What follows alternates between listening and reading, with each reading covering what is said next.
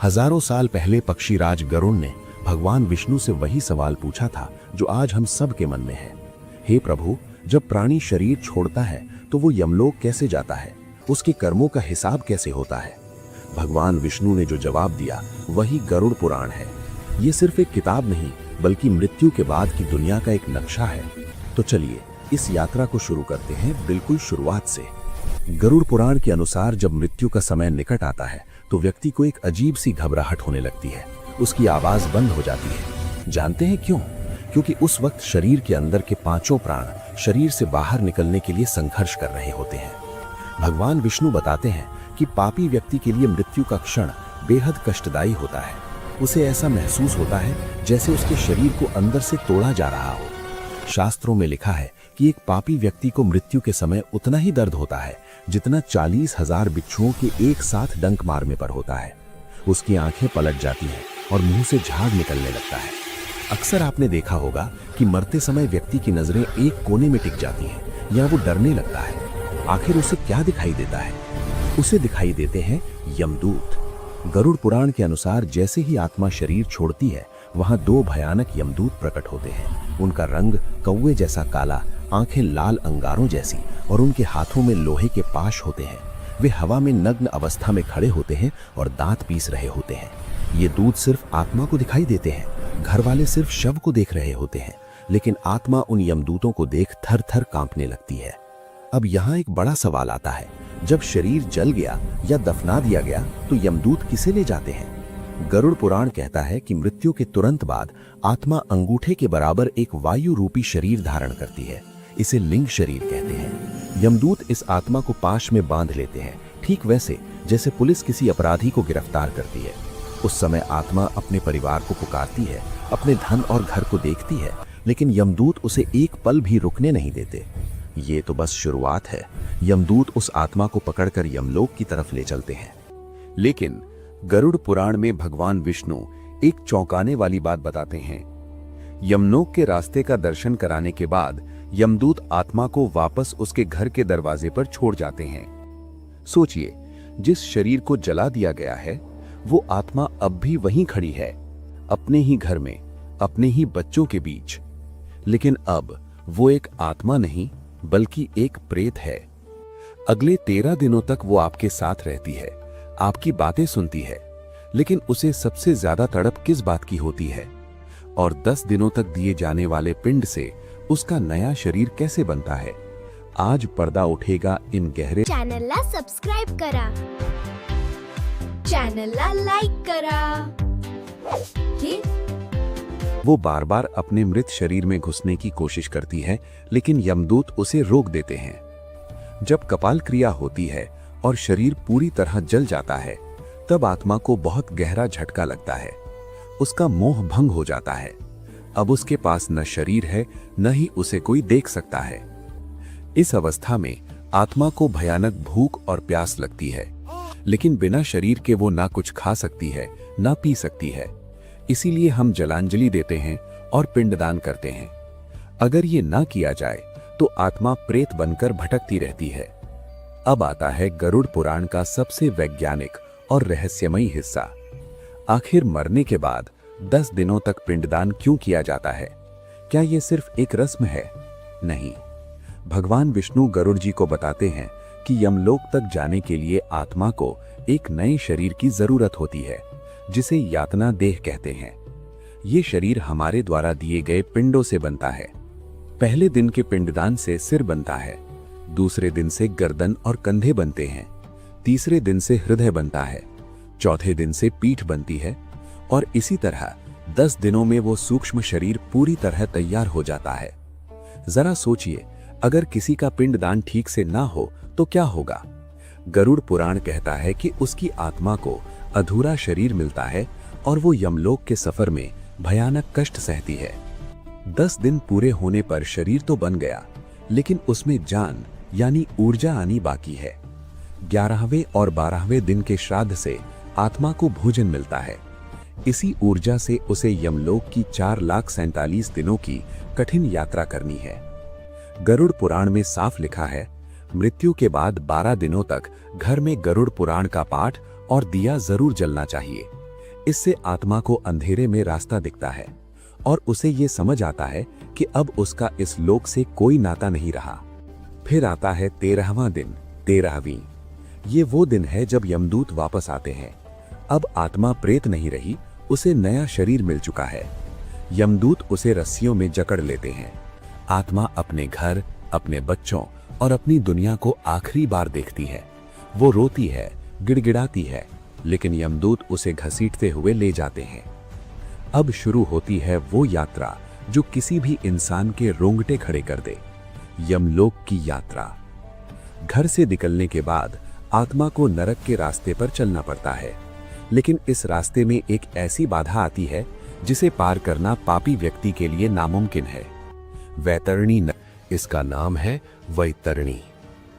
जो लोग जीवन भर पाप करते हैं उनके लिए ये नदी आग से भी ज्यादा गर्म हो जाती है, लेकिन पुण्यात्माओं के लिए ये ठंडी हो जाती है। आज हम देखेंगे यमलोक के उस रास्ते को जहां पानी की एक बूंद के लिए आत्मा करोड़ों साल तक रोती है। 13वें दिन घर छोड़ने के बाद यमदूत आत्मा को यम मार्ग पर ले जाते हैं। ये रास्ता 86,000 योजन यानी लाखों किलोमीटर लंबा है। गरुड़ पुराण कहता है कि इस रास्ते में न कोई पेड़ है, न कोई छाया और न ही पानी। ऊपर से 12 सूर्य एक साथ आग बरसाते हैं। यमदूत पापी आत्मा को जंजीरों से घसीटते हुए ले जाते हैं। उसे भूख और प्यास लगती है, लेकिन उसे खाने को कुछ नहीं मिलता। यहां आत्मा अपने पुत्रों और परिवार को याद करके रोती है, हे पुत्र, मुझे एक बूंद पानी दे दो। लेकिन ये वो जगह है जहां कोई आवाज नहीं पहुंचती। चलते चलते रास्ते में आती है वैतरणी नदी। गरुड़ पुराण के अनुसार ये नदी 100 योजन चौड़ी है। इसमें मांस, कीचड़ और खून का बहाव है। ये नदी पापियों को देखकर ऐसे उबलने लगती है जैसे कड़ाही में तेल उबलता है। जब कोई पापी इसके किनारे पहुंचता है तो नदी से भयानक जीव बाहर निकलते हैं। सुई जैसे मुख वाले कीड़े, वज्र जैसी चोंच वाले गिद्ध जो आत्मा को नोचना शुरू कर देते हैं। पापी आत्मा डर के मारे पीछे हटती है, लेकिन यमदूत उसे धक्का दे देते हैं।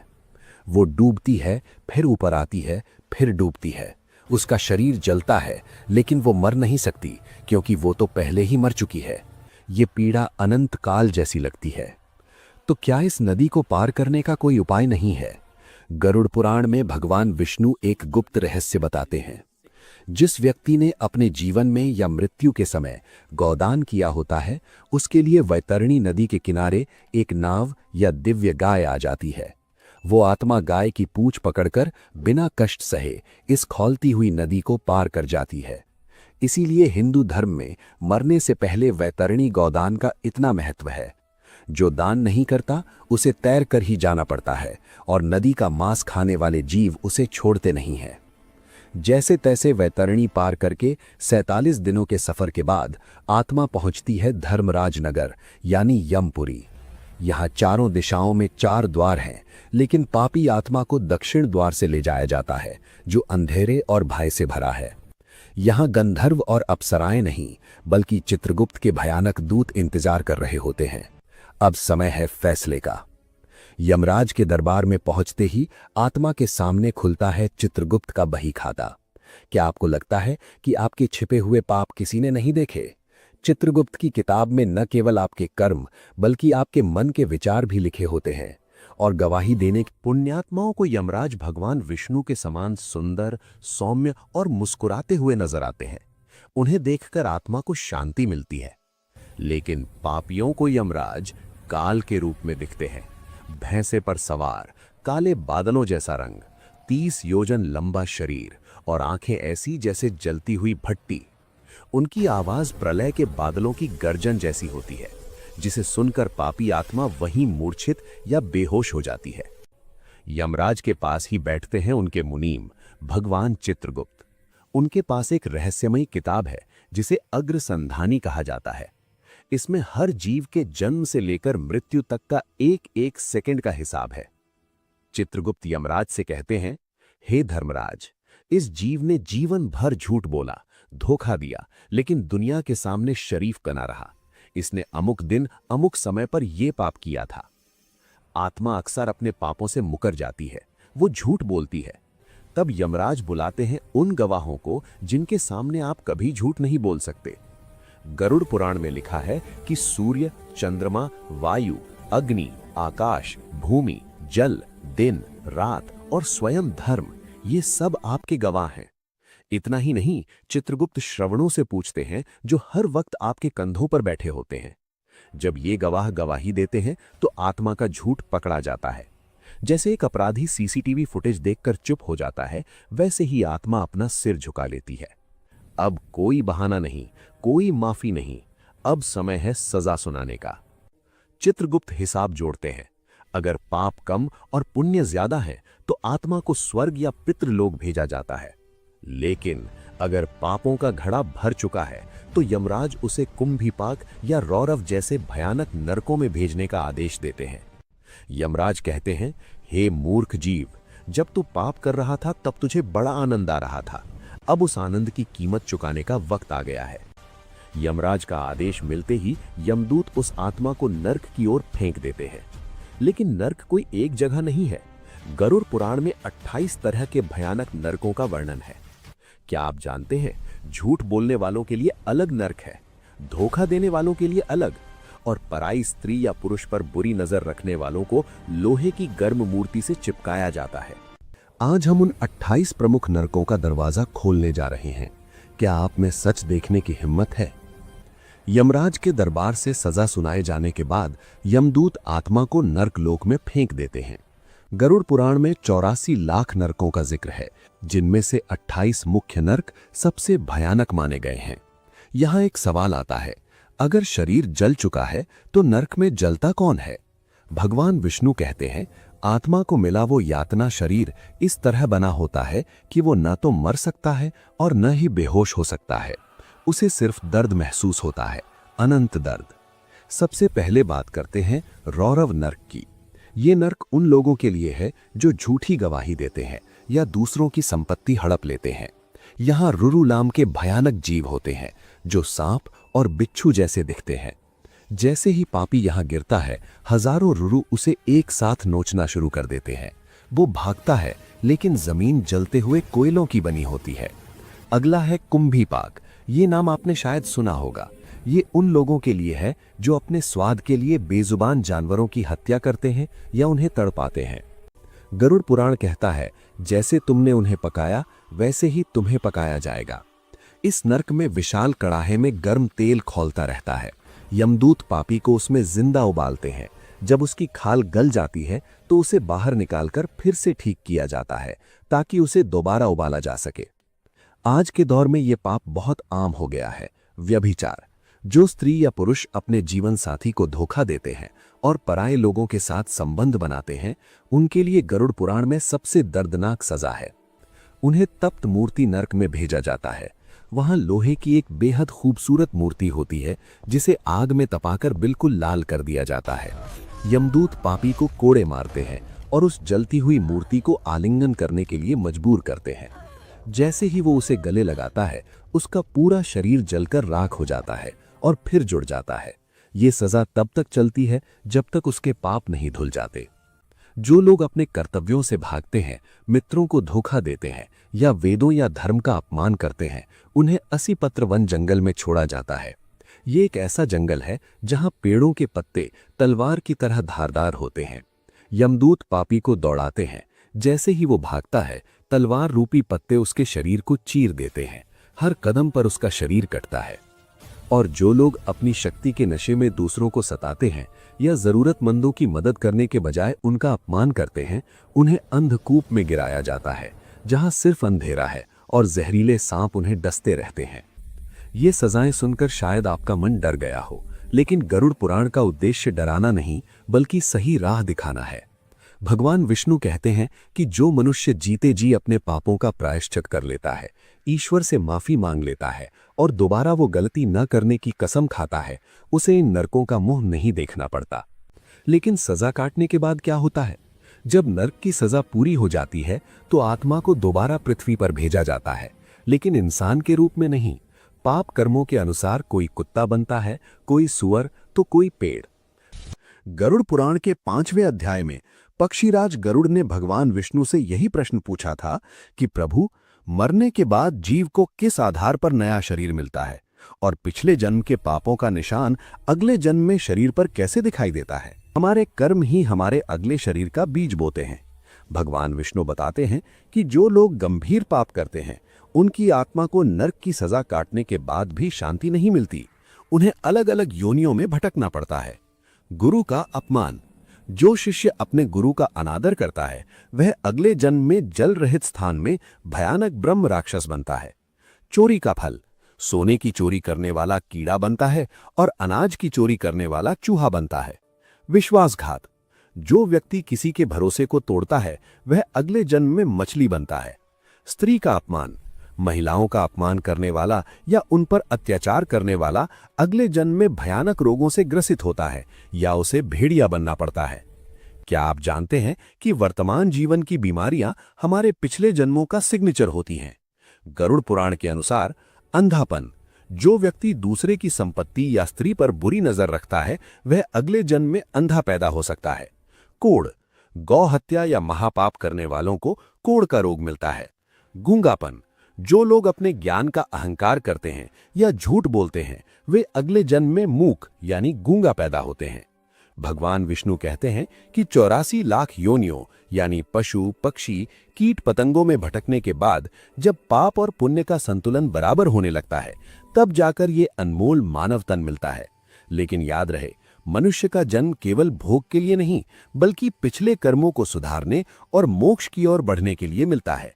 यदि इस जन्म में भी हम केवल पशुओं जैसी प्रवृत्तियों यानी खाना, सोना, डरना में लगे रहे तो फिर से वही 84 लाख का चक्र शुरू हो जाता है। क्या आपने कभी सोचा है कि जब आप अपनी मां के गर्भ में थे तब आप क्या सोच रहे थे? क्या आपको पता है कि गरुड़ पुराण के अनुसार जन्म से पहले हर इंसान को अपने पिछले सैकड़ों जन्मों की एक एक बात याद होती है? उस अंधेरे कमरे में जहां ना कोई रोशनी थी ना कोई साथी, वहां आपने ईश्वर से एक बहुत बड़ा वादा किया था। लेकिन जन्म लेते ही ऐसा क्या हुआ कि आप सब कुछ भूल गए? आज गरुड़ पुराण के गर्भवास के दुख अध्याय के जरिए हम उस रहस्यमयी सफर पर चलेंगे जिससे हम सब गुजरे हैं, लेकिन याद किसी को नहीं। गरुड़ पुराण के 6ठे अध्याय में पक्षीराज गरुड़ के पूछने पर भगवान विष्णु बताते हैं कि मृत्यु के बाद कर्मों के अनुसार जीव फिर से गर्भ की यात्रा शुरू करता है। पुरुष के अंश के माध्यम से आत्मा स्त्री के गर्भ में प्रवेश करती है। पहले दिन वो केवल एक सूक्ष्म बिंदु होता है। 5वें दिन वो एक बुलबुले का आकार लेता है और लगभग 15 दिनों में वो मांस का एक पिंड बन जाता है। तीसरे महीने तक हाथ, पैर और अंग बनने लगते हैं, लेकिन असली खेल शुरू होता है 7वें महीने से। 7वें महीने में उस नन्हे से शरीर में चेतना जागृत होती है। इसी समय उस जीव को होश आता है कि वो कहाँ है। आज के विज्ञान के लिए गर्भ एक सुरक्षित जगह हो सकती है, लेकिन गरुड़ पुराण इसे कुंभीपाक नरक के समान बताता है। भगवान विष्णु कहते हैं कि वो नन्हा जीव अपनी मां के पेट में मौजूद गंदगी और मूत्र के बीच लिपटा होता है। मां जो तीखा, कड़वा या गर्म भोजन करती है उससे उस कोमल त्वचा वाले जीव को असहनीय जलन होती है। उसी कष्ट के बीच उस आत्मा की जातिस्मरा शक्ति जागृत होती है। उसे अपने पिछले हजारों जन्म याद आने लगते हैं। उसे याद आता है कि पिछले जन्म में उसने क्या पाप किए थे, किसे धोखा दिया था और कितनी बार वो इसी तरह पैदा होकर मर चुका है। वो बच्चा गर्भ के अंदर तड़पता है, रोता है, लेकिन उसकी आवाज बाहर नहीं आ सकती। जब कष्ट अपनी चरम सीमा पर होता है तब वो जीव भगवान से प्रार्थना करता है। गरुड़ पुराण के अनुसार बच्चा गर्भ में हाथ जोड़कर कहता है, हे प्रभु, मुझे इस नरक से बाहर निकालो। इस बार मैं बाहर जाकर केवल आपका सुमिरन करूंगा, अच्छे कर्म करूंगा और खुद को इस जन्म मरण के चक्र से मुक्त करूंगा। वो ईश्वर से वादा करता है कि वो मोह माया में नहीं फंसेगा। जैसे ही 10वां महीना आता है, प्रसूति की हवा या प्रसव की शक्ति उसे बाहर की ओर धकेलती है। बाहर निकलते समय जो पीड़ा होती है उससे वो बच्चा मूर्छित सा हो जाता है और जैसे ही वो धरती पर गिरता है, भगवान विष्णु की वैष्णवी माया उसे घेर लेती है। शास्त्र कहते हैं कि जन्म लेते ही लगने वाली ये बाहरी हवा और माया का प्रभाव इतना गहरा होता है कि बच्चा तत्काल अपने पिछले जन्मों का ज्ञान और ईश्वर से किया गया वादा भूल जाता है। इसीलिए पैदा होते ही बच्चा रोता है। वो रोना दरअसल एक विलाप है कि मैं फिर से इस मायाजाल में फंस गया। जिसे वो अपना रक्षक समझता था, अब वही जीव अज्ञानता के वश होकर सांसारिक रिश्तों को अपना समझने लगता है। दोस्तों, गरुड़ पुराण का ये अध्याय हमें याद दिलाता है कि हम यहाँ केवल जीने और मरने नहीं आए हैं, बल्कि उस वादे को निभाने आए हैं जो हमने माँ के पेट में तड़पते हुए ईश्वर से किया था। हम सब उस जेल से छूटे हुए कैदी हैं जो बाहर आते ही अपनी सजा भूल गए हैं। क्या आपने कभी सोचा है कि मृत्यु के बाद कुछ आत्माओं को मुक्ति क्यों नहीं मिलती? क्यों वो सदियों तक प्रेत बनकर भटकती रहती हैं? गरुड़ पुराण में एक ऐसी ही रोमांचक कथा का वर्णन है, राजा बभरू वाहना और एक भयंकर प्रेत की कहानी। पुत्र का महत्व क्या है और अकाल मृत्यु से मुक्ति कैसे मिलती है? कहानी शुरू होती है एक घने जंगल से, जहां एक बार राजा बभरू वाहना शिकार खेलने गए। जंगल के बीचों बीच उन्हें एक ऐसा जीव दिखा जिसे देखकर किसी की भी रूह कांप जाए। वो एक प्रेत था, सूखा हुआ शरीर, बिखरे बाल और आंखों में गहरा दर्द। लेकिन हैरानी की बात यह थी कि वो प्रेत राजा को देखते ही रोने लगा और उनसे मदद मांगने लगा। राजा ने हैरानी से पूछा, तुम कौन हो और तुम्हारी ये दशा कैसे हुई? प्रेत ने जो बताया वो हर इंसान के लिए एक सबक है। उसने कहा, हे राजन, मैं पिछले जन्म में एक वैश्य था। मेरे पास धन दौलत सब कुछ था, लेकिन मेरा कोई पुत्र नहीं था। जब मेरी मृत्यु हुई तो मेरा पिंड दान करने वाला कोई नहीं बचा। बिना पुत्र के और बिना सही संस्कार के मैं इस भयंकर प्रेत योनि में फंस गया हूं। यहां ना भूख मिटती है, ना प्यास, बस अनंत तड़प है। दोस्तों, यहां गरुड़ पुराण एक बहुत बड़ी बात कहता है। पुत्र का अर्थ सिर्फ बेटा नहीं, बल्कि वो है जो अपने पितरों को पुण्य नाम के नरक से मुक्त करे। बिना पिंड दान और तर्पण के आत्मा पर लोक में भटकती रहती है। राजा ने दया करके पूछा, मैं तुम्हें इस कष्ट से कैसे मुक्त कर सकता हूं? तब उस प्रेत ने बताया कि अगर कोई धर्मात्मा व्यक्ति उसके नाम से विधि विधान पूर्वक दान पुण्य करे और नारायण की पूजा करे तो ही उसे मुक्ति मिल सकती है। राजा बभरू वाहना ने वैसा ही किया। उन्होंने उस प्रेत के लिए श्राद्ध किया और दान दिया, जिसके प्रभाव से उस प्रेत को तुरंत दिव्य शरीर मिला और वो स्वर्ग से धार गया। लेकिन अब सवाल ये उठता है कि क्या आज के समय में बिना पुत्र के मुक्ति नहीं मिल सकती? गरुड़ पुराण के अनुसार पुत्र का होना श्राद्ध के लिए उत्तम है, लेकिन अगर पुत्र ना हो तो भाई का पुत्र, पत्नी या कोई भी सच्चा श्रद्धालु विधि विधान से कार्य करे तो आत्मा को शांति मिलती है। और अगर किसी की अकाल मृत्यु हो जाए तो वो प्रेत योनि में ना जाए। इसके लिए नारायण बलि और त्रिपिंडी श्राद्ध जैसे विशेष पूजन बताए गए हैं। कि मृत्यु के 11वें दिन और साल भर बाद किए जाने वाले श्राद्ध का असली सच क्या है? नारायण बलि पूजा क्यों इतनी खतरनाक और जरूरी मानी जाती है? और आखिर वो कौन सी प्रक्रिया है जिससे एक भटकती हुई प्रेत आत्मा अपने पितरों में मिल जाती है? सबसे पहले बात करते हैं 11वें दिन के रहस्य यानी एकादशः कृत्य की। गरुड़ पुराण के अनुसार मृत्यु के बाद 10 दिनों तक आत्मा को एक सूक्ष्म शरीर प्राप्त होता है, जिसे वायवीय शरीर कहते हैं। लेकिन असली खेल शुरू होता है 11वें दिन। इस दिन जो श्राद्ध और शय्यादान किया जाता है वो आत्मा के आगे के सफर का राशन पानी है। अध्याय 13 साफ कहता है कि अगर 11वें दिन विधि विधान से वृषोत्सर्ग और दान न किया जाए तो आत्मा भूख और प्यास से तड़पती हुई अपने ही घर के चक्कर लगाती रहती है। यही वो समय है जब आत्मा प्रेत योनि में होती है। अब आता है सबसे महत्वपूर्ण सवाल, आत्मा पितृ कब बनती है? इसे कहते हैं सपिंडीकरण। अक्सर लोग सोचते हैं कि गंगा जी में अस्थियां बहा दी तो काम हो गया। जी नहीं, जब तक सपिंडीकरण नहीं होता मृतक की आत्मा प्रेत ही रहती है। सपिंडीकरण का मतलब है पिंडों का मिलन। इसमें मृतक के नाम का पिंड उसके पिता, दादा और परदादा के पिंडों के साथ मिलाया जाता है।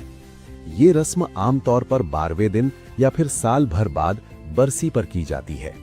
जब ये मिलन होता है तभी वो आत्मा प्रेत लोक से निकलकर पितृलोक में अपने पूर्वजों के साथ स्थान पाती है। लेकिन दोस्तों, यहाँ एक बहुत बड़ा ट्विस्ट है। क्या होगा अगर किसी की मौत नेचुरल नहीं हुई?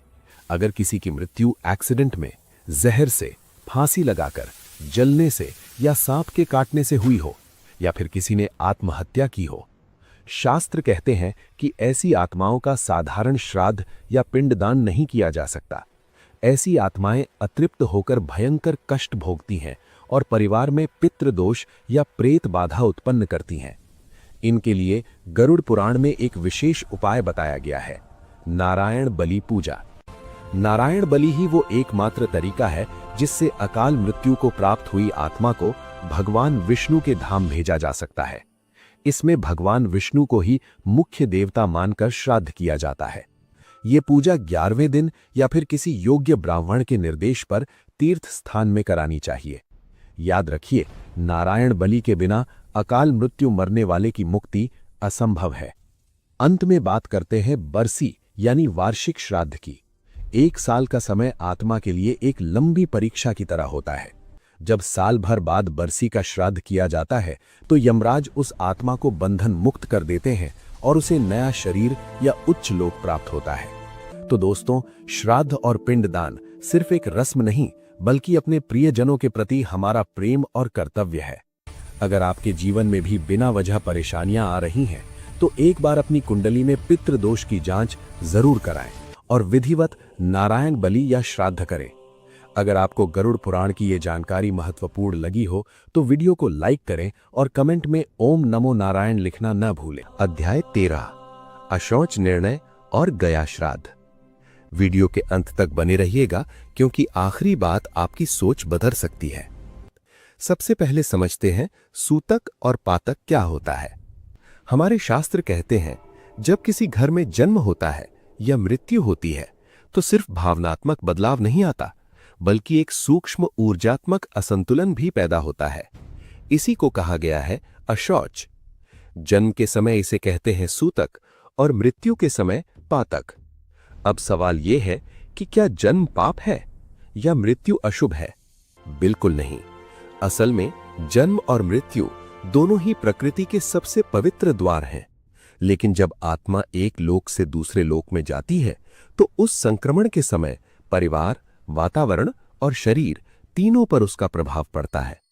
इसीलिए शास्त्र कहते हैं कुछ दिनों तक पूजा, यज्ञ और शुभ कार्य रोक दिए जाएं ताकि शरीर, मन और आत्मा फिर से संतुलन में आ सके।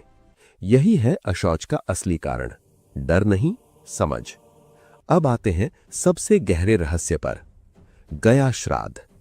आपने सुना होगा गया में श्राद्ध कर दिया तो पितर सीधे मोक्ष पा लेते हैं। लेकिन क्यों? गया कोई साधारण जगह नहीं है। शास्त्रों के अनुसार गया वो भूमि है जहां स्वयं भगवान विष्णु ने अपने चरण रखे। यहीं पर पिंडदान करने से पितरों को ऐसा बल मिलता है जो हजारों श्राद्धों से भी नहीं मिलता। कहा गया है कि जिस आत्मा की मृत्यु अचानक हुई हो, जो अतृप्त रह गई हो, जो पितृलोक में भटक रही हो, उसके लिए गया श्राद्ध एक आध्यात्मिक मुक्ति द्वार बन जाता है।